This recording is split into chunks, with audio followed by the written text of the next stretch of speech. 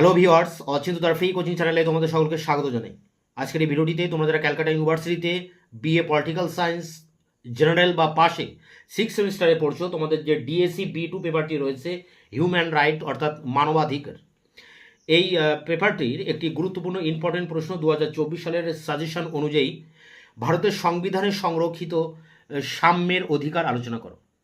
যে মানবাধিকারের ভিত্তি হিসেবে ভারতীয় সংবিধানে সাম্যের অধিকার আলোচনা করো। এক কথায় ভারতের সংবিধানে সাম্যের অধিকার মানবাধিকারকে কিভাবে রক্ষা করছে। তো এই উত্তরটি তোমরা এইভাবে লিখবে, দেখো, গণতন্ত্রের সাফল্যের জন্য প্রয়োজন অর্থনৈতিক, সামাজিক ও রাজনৈতিক বৈষম্যের অবসান ঘটিয়ে সাম্য প্রতিষ্ঠা করা।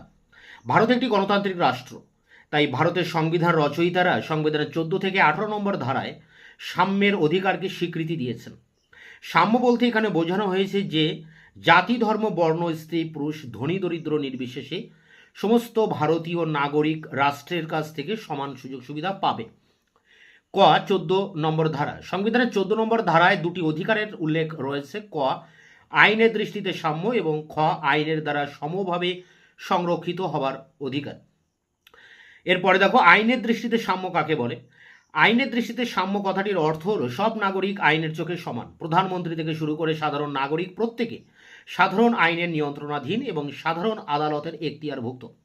রাষ্ট্রের কাছে কেউ বিশেষ সুযোগ সুবিধা পাবে না। প্রসঙ্গত উল্লেখ্য, আইনের দৃষ্টিতে সাম্য ধারণাটি ডাইসির আইনের অনুশাসনের তত্ত্বের দ্বারা প্রভাবিত। পরে দেখো, ব্যতিক্রম আছে। আইনের দৃষ্টিতে সাম্য নীতির কতগুলি ব্যতিক্রম রয়েছে, যেমন রাষ্ট্রপতি বা রাজ্যপাল পদে থাকাকালীন সময়ে যেসব কাজ করেন তার জন্য তারা আদালতের কাছে জবাবদিহি করতে বাধ্য নয়। রাষ্ট্রপতি ও রাজ্যপাল স্বপদে থাকাকালীন তার বিরুদ্ধে কোনো ফৌজদারি মামলা করা যায় না। বিদেশি শাসক ও রাষ্ট্রদূত বা দূতাবাসের কর্মীদের বিরুদ্ধে আদালতে অভিযোগ করা যায় না। এরপরে দেখো, আইনের দ্বারা সমভাবে সংরক্ষিত হবার অধিকার। আইনের দ্বারা সমভাবে সংরক্ষিত হবার অধিকার বলতে বোঝায় যে সমপর্যায়ভুক্ত ব্যক্তিদের ক্ষেত্রে আইন সমভাবে প্রযুক্ত হবে। 1952 সালে পশ্চিমবঙ্গ রাজ্য বনাম আনোয়ার আলী মামলা, 1950 সালে চিরঞ্জিত লাল চৌধুরী বনাম ভারত সরকার মামলায় সুপ্রিম কোর্টের রায় অনুযায়ী এই অধিকারটির অর্থ হলো ব্যক্তির অবস্থা বা প্রকৃতির বিভিন্নতা বিচার করে প্রত্যেক আইনকে সকল ব্যক্তির ক্ষেত্রে সমভাবে প্রয়োগ করতে হবে। রাষ্ট্র যুক্তিযুক্তভাবে বিভিন্ন ব্যক্তিকে শ্রেণী বিভক্ত করতে পারে এবং পৃথক পৃথক শ্রেণীর উপর রাষ্ট্র পৃথক আইন প্রণয়ন করতে পারে। এবার 15 নম্বর ধারা, সংবিধানের 15 নম্বর ধারায় বলা হয়েছে যে রাষ্ট্র জাতি, ধর্ম, বর্ণ, স্ত্রী, পুরুষ, জন্মস্থান প্রভৃতি কারণে কোনো নাগরিকের প্রতি বৈষম্যমূলক আচরণ করবে না। উক্ত কারণে কোনো নাগরিককে দোকান, রেস্তোরাঁ, হোটেল, প্রমোদ স্থান, রাস্তা, জলাশয়, কূপ, স্নানের ঘাট প্রভৃতি ব্যবহার করার অধিকার থেকে বঞ্চিত করা যাবে না।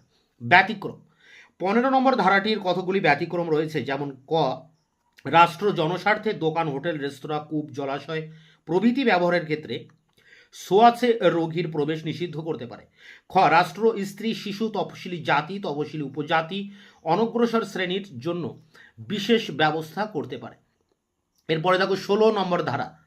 16 নম্বর ধারা, সংবিধানের 16 নম্বর ধারায় বলা হয়েছে যে সরকারি চাকরির ক্ষেত্রে জাতি, বর্ণ, ধর্ম, স্ত্রী, পুরুষ প্রভৃতি কারণে কোনো নাগরিকের প্রতি বৈষম্যমূলক আচরণ করা যাবে না। নাগরিকরা যোগ্যতা অনুযায়ী সরকারি চাকরিতে নিযুক্ত হবেন। ব্যতিক্রম, 16 নম্বর ধারাটির কতগুলি ব্যতিক্রম রয়েছে, যেমন রাষ্ট্র ধর্ম বা ধর্মীয় প্রতিষ্ঠানের সঙ্গে যুক্ত চাকরি সংশ্লিষ্ট ধর্মাবলম্বীদের জন্য সংরক্ষণ করতে পারে। রাষ্ট্র তপশিলি জাতি, তপশিলি উপজাতি এবং অনগ্রসর শ্রেণীর জন্য চাকরি সংরক্ষণ করতে পারে। এরপর দেখো 17 নম্বর ধারা, সংবিধানের 17 নম্বর ধারায় বলা হয়েছে যে অস্পৃশ্যতার জন্য কোনো নাগরিকের সঙ্গে কোনো বৈষম্যমূলক আচরণ করা যাবে না। অস্পৃশ্যতার জন্য বৈষম্যমূলক আচরণ আইনত দণ্ডনীয় অপরাধ। সাংবিধানিক এই নির্দেশ কার্যকর করার জন্য 1955 সালে অস্পৃশ্যতা আইন পাশ করা হয়। এরপর 18 নম্বর ধারা, সংবিধানের 18 নম্বর ধারায় বলা হয়েছে যে শিক্ষা ও সামরিক খেতাব ছাড়া রাষ্ট্র অন্য কোনো খেতাব কোনো ব্যক্তিকে প্রদান করতে পারবে না। কোনো নাগরিক কোনো বিদেশি উপাধি গ্রহণ করতে পারবে না। প্রসঙ্গত উল্লেখ্য, 1954 সাল থেকে ভারত সরকার বিশিষ্ট ব্যক্তিদের যে ভারতরত্ন, পদ্মভূষণ, পদ্মবিভূষণ ও পদ্মশ্রী প্রদানের ব্যবস্থা করেছেন। সরকারের মতে তা খেতাব নয়, গুণের স্বীকৃতি মাত্র। সমালোচনা, সংবিধানের স্বীকৃত সাম্যের অধিকার সমালোচনার ঊর্ধ্বে নয়। সমালোচনাগুলি প্রথমত সংবিধানের স্বীকৃত সাম্যের অধিকার মূলত সামাজিক ও রাজনৈতিক। অর্থনৈতিক সাম্য এখানে উপেক্ষিত। অর্থনৈতিক সাম্য ছাড়া সামাজিক ও রাজনৈতিক সাম্য অর্থহীন। দ্বিতীয়ত সংবিধানে অস্পৃশ্যতা বিলোপের জন্য যেসব ব্যবস্থা গ্রহণ করা হয়েছে তা সাম্য প্রতিষ্ঠার জন্য যথেষ্ট নয়।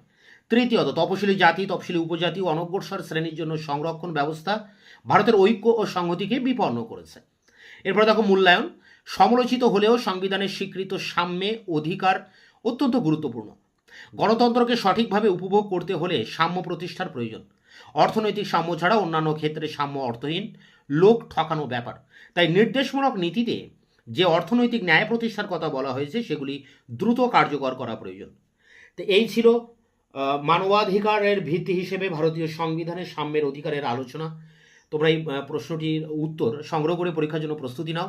তোমাদের এই পেপারটির বেশিরভাগ প্রশ্নের উত্তর আমার চ্যানেলে ইতিমধ্যে আপলোড করা হয়ে গিয়েছে, তার লিঙ্ক দেওয়া থাকবে ভিডিও ডিসক্রিপশন বক্সে। এছাড়া যে দুই একটি প্রশ্নের উত্তর এখনও আমি দিতে পারিনি তা খুব দ্রুত তোমাদের সামনে নিয়ে আসবো। তাই তোমরা অবশ্যই চ্যানেলকে সাবস্ক্রাইব করে রাখবে, বন্ধুদের কাছে শেয়ার করবে, নিজেদের মতামত কমেন্ট সেকশনে কমেন্ট করে জানাবে। ভিডিওটি ভালো লাগলে অবশ্যই একটা লাইক দেবে।